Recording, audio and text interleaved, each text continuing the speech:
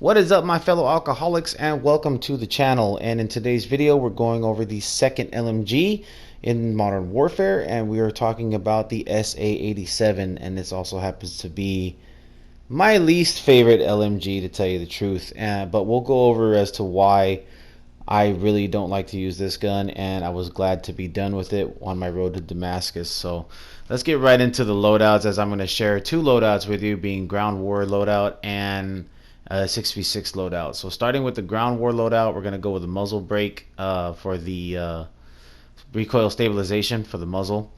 I ran holographic sights only. You can run red dots and you can run 3x scopes, but I'll get into detail about that a little later. Stock, I went for the Forge Tac CQB comb for the ADS time. For the rear grip, I went for the stipple grip tape for your sprint out speed and your ADS speed, or your aim down sight speed.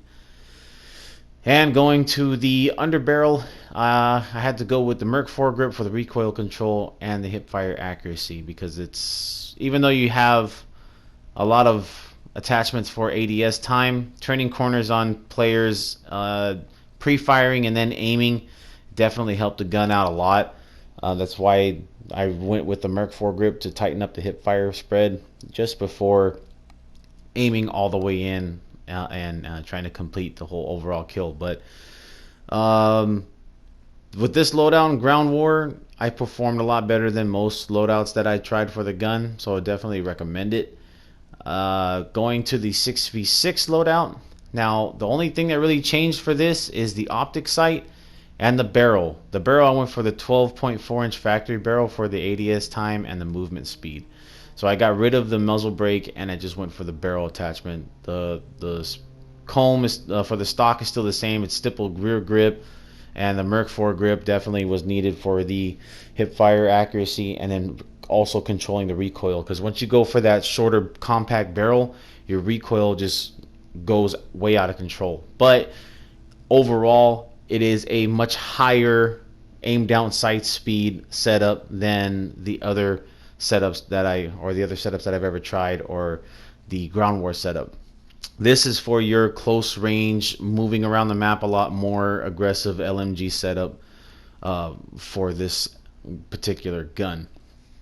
You can swap out the red dot sight for the 5 milliwatt, which will increase your ADS time even more, but I mean, the iron sights are terrible on this gun, in my personal opinion.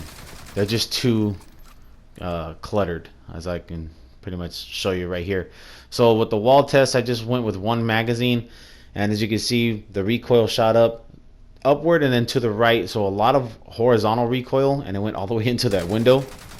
This is the ground war loadout that I have, and as you can see, it's a little bit tighter in the center just before it starts to recoil up and to the right. Now, it's not too hard to control, but it's definitely an improvement from the standard version. And then this is the 6v6. As you can see, the recoil, I mean, because of the Merc foregrip, it kind of stays tighter along the vertical recoil, like just as it starts to go up, and then all of a sudden the gun just starts having huge gaps in between shots. But the Merc foregrip is what's helping that particular loadout stay a little more accurate before it starts going all crazy. But by then, you're not using that many rounds to eliminate an opponent. So definitely improves it, but it's still, in my personal opinion, this gun, it's just a big time struggle bus. A lot of attachments don't really help it too well. It's a very slow firing gun. It's slow on your ADS time. It has horrible recoil, horrible iron sights. There's a lot of negativity from me when it comes to using this gun. I just remember that I was overjoyed that I finished the gun on my road to Damascus. So I do not recommend this gun for any type of competitive play. It will not be very successful for you, especially if you have to move around the map a lot, if you're running like headquarters or hardpoint, anything like that, objective gameplay style like that, where you can't really sit for too long. However, in the hands, and I mean this positively, I'm not talking trash or anything, but in the hands of a very skilled camper, this gun can be very useful and very effective for you. If you are the kind of person that will use it as an LMG and overlook objectives while mounted, because mounting this gun definitely gives it a big improvement on its accuracy.